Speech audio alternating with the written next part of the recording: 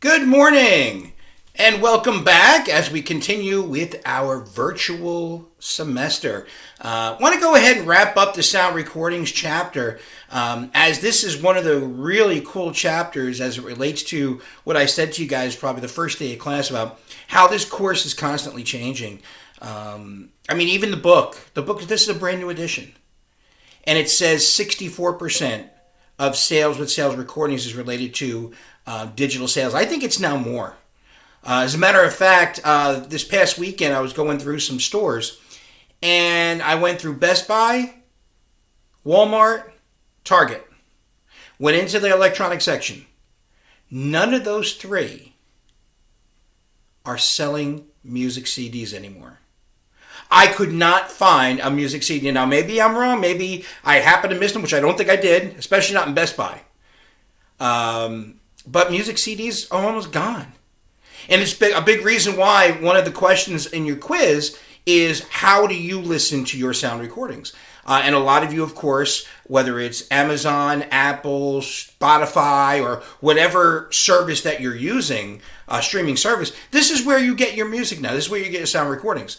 What's unfortunate is for the artists, and they do mention this in your chapter, they're just not making the money they used to. And if, I tell you what, when you talk about something that really hurt someone this COVID, canceling all these concerts, because that's how artists really, truly make a lot of their money, is through live performances, is through the concerts. Because when you sign up with a record deal, typically the record company gets a lot of the sales of your sound recordings. You'll get some of it. The person who writes the music or writes the song gets a lot of it too.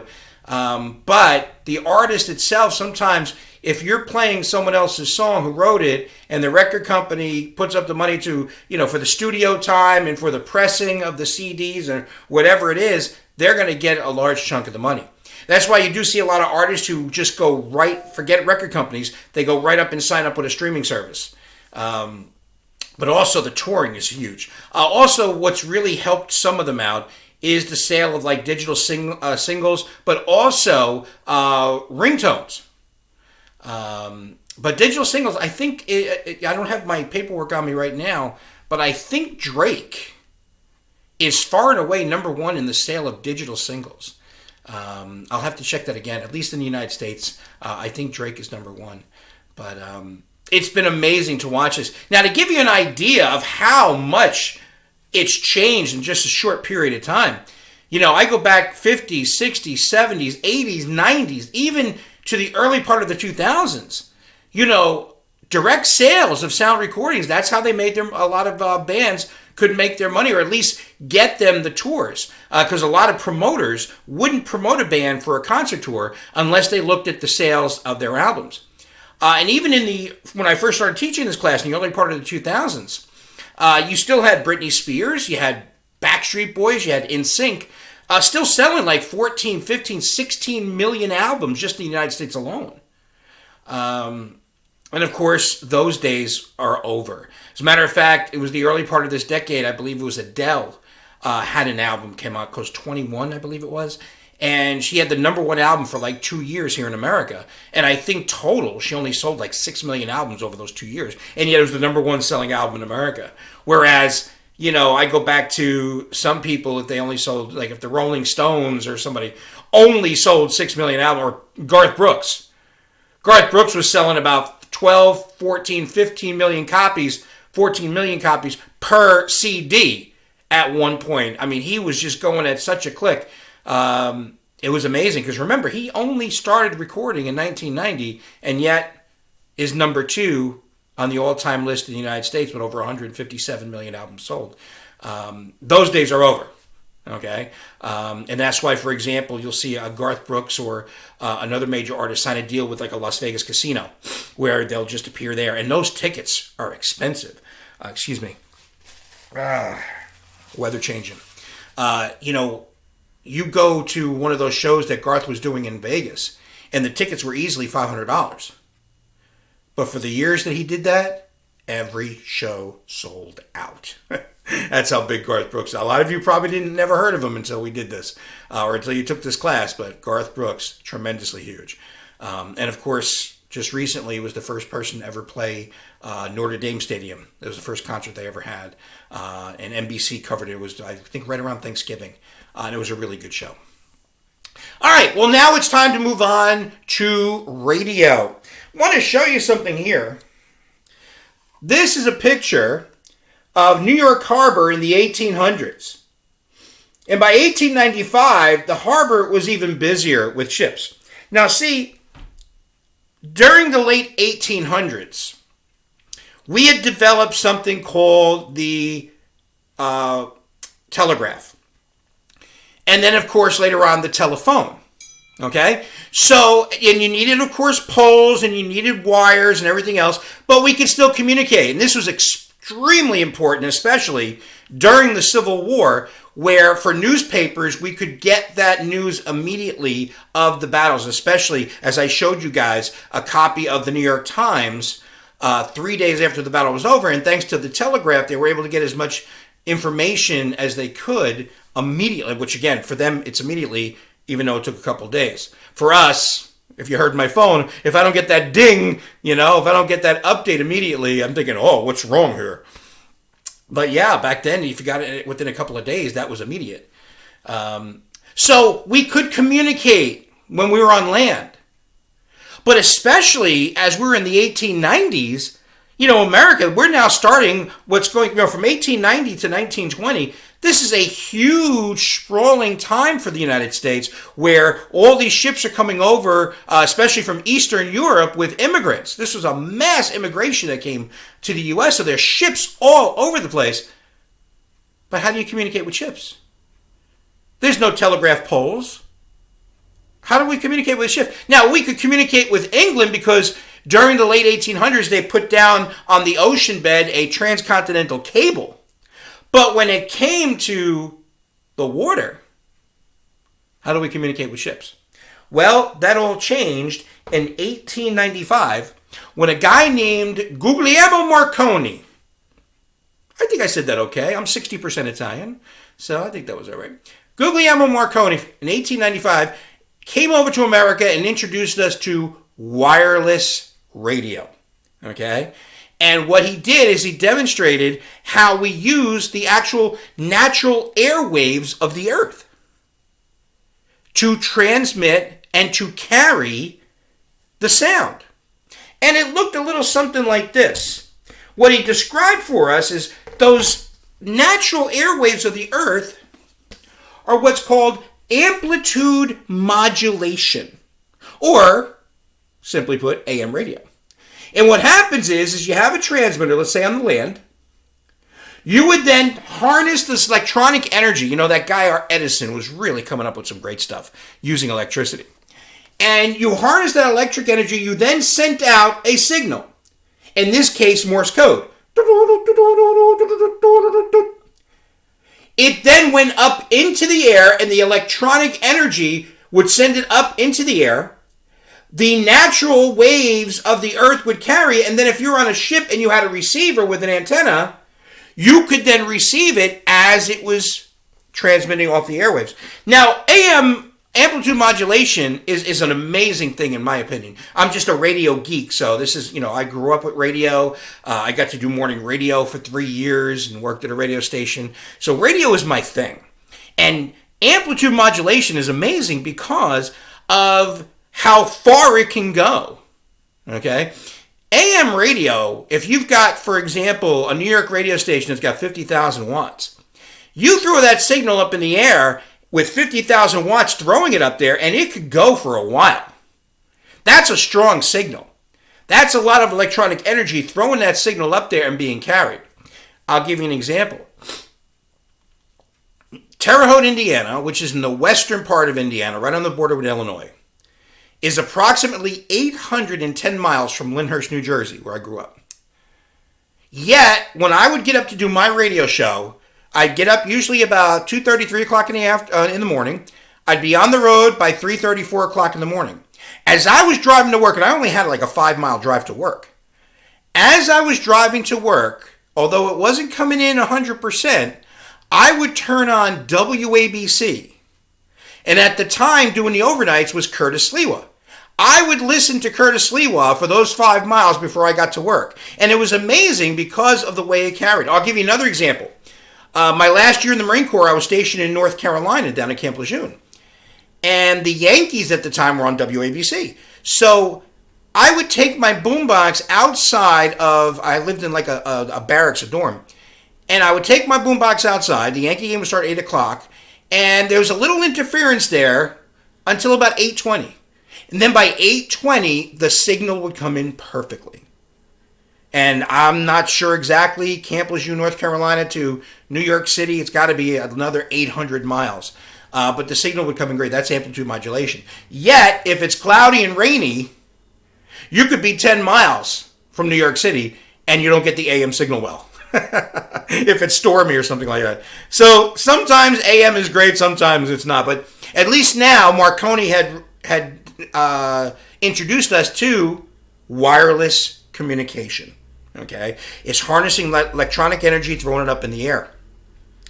Now, we sat on this for a little while. We didn't really do too much with it after Marconi introduced it to us until 1912. Now, some of you might recognize that year 1912 of something happening, especially if you Leo DiCaprio fans. Yeah, what is that? That's the Titanic. So we all know the story of the Titanic if you happen to see the movie. If you didn't, of course, Her Majesty's ship Titanic leaves Ireland in 1912, starts heading towards America. And of course, that North Ocean.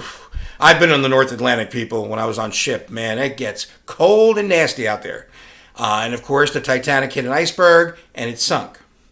Well, the Titanic, besides being a brand new ship, was also installed with brand new radio equipment. And of course, it had been settled on, not because it meant save our ship, but it meant because of the way it sounded in Morse code, that SOS would be a distress signal. Now, the way it sounds is, and it's got that distinct sound. When you heard that, you knew it was the distress signal. So the Titanic, of course, is sending out SOS, and it's being picked up. Now, at the time, wireless radio was still a novelty. As a matter of fact, this kid here was actually sitting in a department store window in Manhattan. And, people would be walking down there Park Avenue and say, "Oh, look, Muffy, there's that boy. He's doing that wireless radio. You can talk to the ships without having a wire or a pole." And she'd say, "Oh, Biff, that's so nice. Now let's go down to the parlor." And that was it. It was just like a novelty. But then what happened with Titanic, and of course, there were a lot of people in New York City awaiting Titanic and awaiting the people, especially people like John Jacob Astor and some of the other very prominent people who were on that ship, who of course would perish. And so this kid in the window was picking up the signals.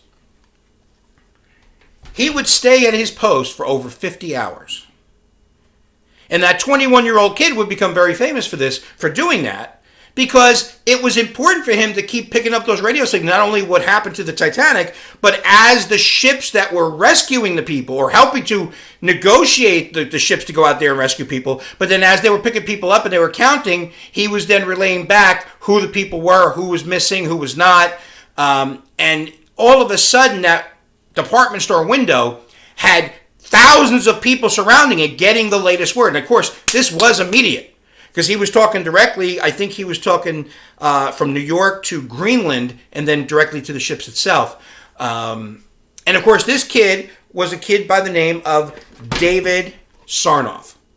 And he worked for the American Marconi Company. That's what he was doing, sitting in that window. Well, now people start to realize the importance of radio, and we start to get radio going. But then, of course, in 1914, you got the assassination of Archduke Ferdinand and his wife. World War I breaks out. And all of a sudden, domestically, the use of radio kind of puts on the back burner. But one of the things that you see is when war happens, you actually see a lot of great advancements. World War II, for example. If you've ever seen A lot of you have probably seen the beginning of the movie Saving Private Ryan. I mean, it's 1944 and you've got wireless telephones. You got cell phones as they're talking back to the ship. It could be just like walkie-talkie type stuff, but you know what? That's 1944. That kind of stuff, nobody could buy that out on the street. You couldn't walk down the street in Chicago and buy that stuff, but it was advanced because of war. Well, World War I was the same thing. As a matter of fact, World War I was really starting to work on wireless radio because a lot of the telephone lines would have to be wired. So if you're at headquarters and the front lines are 2 miles away and you want to talk to them, it had to be wired. Well, guess what? A bomb drops in somewhere inside that 2 miles and your communication's cut off. So they immediately rushed to develop wireless radio. And it worked out well. So now World War I ends in 1918. Immediately we go back to developing radio, but for entertainment purposes. And we see the creation in 1919 of one of the great radio companies. And that, of course, in 1919, the Radio Corporation of America, which we know for short as RCA. Okay? And RCA is developed to go ahead and create radio receivers. Now, this is one of the early ones. We actually had to wear headphones to listen to the wireless broadcast. Of course, later on, they would look more like this. Okay? Or some of those other big ones that almost look like a house. And the man who was the president and owner of the Radio Corporation of America was none other than David Sarnoff. So now radio starts to develop in this country. And all of a sudden programming begins. Now, when you had radio programming, you know, early on, you had everything. For example, you had a little bit of music. The Kraft Music Hall, starring Bing Crosby with Jimmy Dorsey and his orchestra, the Paul Taylor Choristers, and tonight, back from his 2 weeks fishing trip, Bob Byrd. And as Bing's special guest this evening, one of the screen's most charming comedians, Miss Bing Crosby? Miss Gail Patrick, star of Paramount Pictures, and Rudolph Gons, one of America's leading pianists. And here's Bing Crosby. All right, here's Bing Crosby. He's got Tommy Dorsey. But you also had, like, detective shows. The hair-raising adventures of Sam Spade, Detective. Brought to you by the makers of Wild Root Cream Oil for the hair. You also had sports. Fletcher coasting at third, Earl Combs at first. Here's the pitch. Ball one, a curved ball that broke outside, and the count, ball one, and strike one.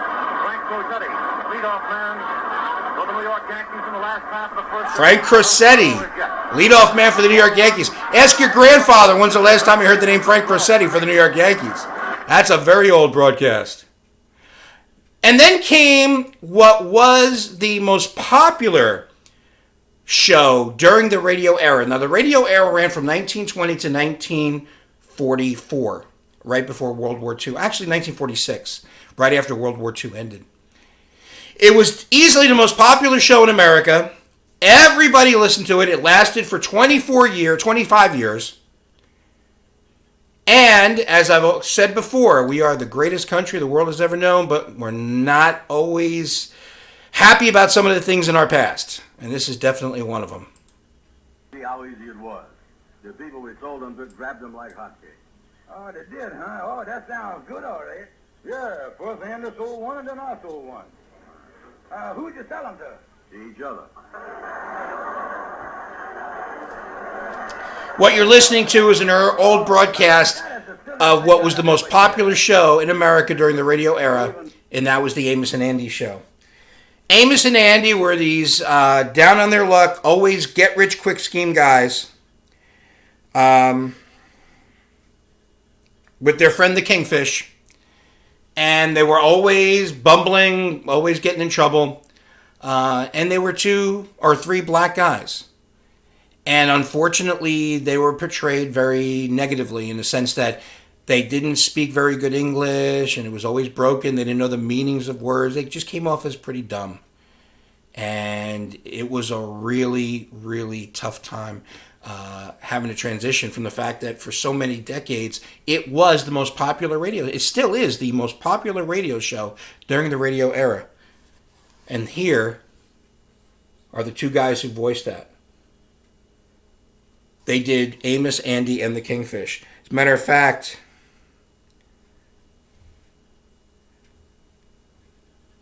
this is an early press photograph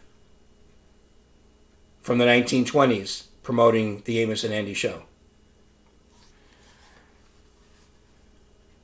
Now, one of the more interesting parts is eventually, because of its popularity in radio, once television came around, they actually made a television show. Well, of course, the original voices couldn't do it, so they actually had to get a cast of black actors to go ahead and play Amos and Andy and the Kingfish.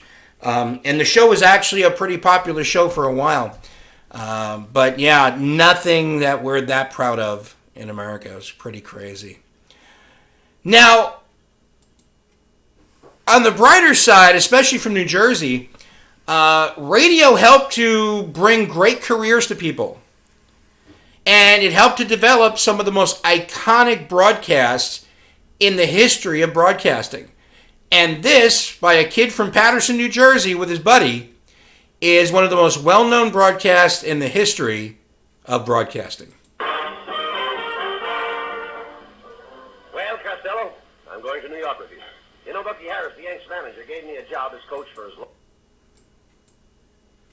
You must know all the players. I certainly do. Well, you know, I never met the guys, so you'll have to tell me their names, and then I'll know who's playing on the team. Oh, I'll tell you their names, but you know, strange it may seem, they give these ball players nowadays very peculiar names. Funny names? Strange names, pet names, like Dizzy Dean and Well, Daffy Dean. I'm their French cousin. French? Goufet. Goufet Dean, oh, I see. Well, let's see, we have on the bags, we have who's on first, what's on second, I don't know who's on third. That's what I want to find out. I say, who's on first, what's on second, I don't know who's on third. Are you the manager? Yes. You're going to be the coach, too? Yes. You know the fellow's name? Oh, I should. Well, then who's on first? Yes. I mean the fellow's name. Who? The guy on first. Who? The first baseman. Who? The guy playing Who first. is on first? I'm asking you who's on first. That's the man's name. That's whose name? Yes. Well, go ahead and tell me. That's it. That's who? Yes.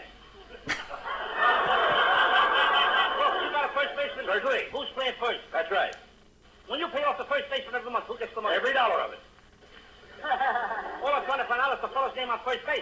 Who? The guy that gets the That's money. it. Who gets the money on He first does, base? every dollar. Sometimes his wife comes down and collects it. Who's what? Yes. What's wrong with that? Look, all I want to know is when you sign up the first baseman, how does he sign his name to the Who? contract? The guy. Who? How does he sign his That's name? how he signs it. Who? Yes. All I'm trying to find out is what's the guy's name on first base? No, what is on second base? I'm not asking you who's on second. Who's on first? One base at a Well, time. those things are playing. I'm not taking nobody. Take it easy, buddy. Oh, yeah. Okay. Of course, Abbott Costello made a career out of that one radio broadcast. As a matter of fact, about 6 years after this, they did a movie where they recreated Who's on First, and it became an international sensation because people so much loved the radio broadcast, they wanted to actually see it for the first time. So when they threw that into the film, it helped make the movie one of the number one films of, I think it was 1946 or 1947. So, well, radio also became very important after September 1st, 1939. That's, of course, when World War II hit. And, by 1940, Hitler had now conquered all of Europe, all of Western Europe. He had a non-aggression pact with the Soviet Union. And now it looked like he was going to go after England. And if England had fallen, there was nothing between Nazi Germany and the United States. So when Germany decided to bomb London into submission, every night we would listen to Edward R. Murrow. I'm standing on a rooftop looking out over London. At the moment, everything is quiet. For reasons of national as well as personal security, I am unable to tell you the exact location from which I'm speaking. Off to my left, far away in the distance, I can see just that faint, red, angry snap of anti-aircraft bursts against this steel blue sky. But the guns are so far away that it's impossible to hear them from this location. Yeah, it was so important listening to those broadcasts. Every night people wanted those updates. This is London. And of course, it also made Edward R. Murrow a household name. As a matter of fact, for those of you who took this class because you actually are interested in broadcasting, when you go on to your next school for your four-year degree, you'll find quite a few colleges and universities where the broadcasting building is the Edward R. Murrow building. As a matter of fact, CBS West 57th Street, where the CBS network is situated. That is the Edward R. Murrow building also. Many buildings named after this iconic newscaster, and it all started for him basically when he was broadcasting This is London. All right, you guys, this is what I want you to do. I want you, by Wednesday, 8 p.m., I want you to find for me four New York City radio stations and tell me their formats. And they have to be four completely different formats. Okay? For example, we know that WFAN is sports talk. Okay? So I want you to name for me four New York City radio stations and their formats, and they have to be four completely different formats. Okay? And I need that by Wednesday at 8 p.m. And then we're going to finish radio on Thursday morning.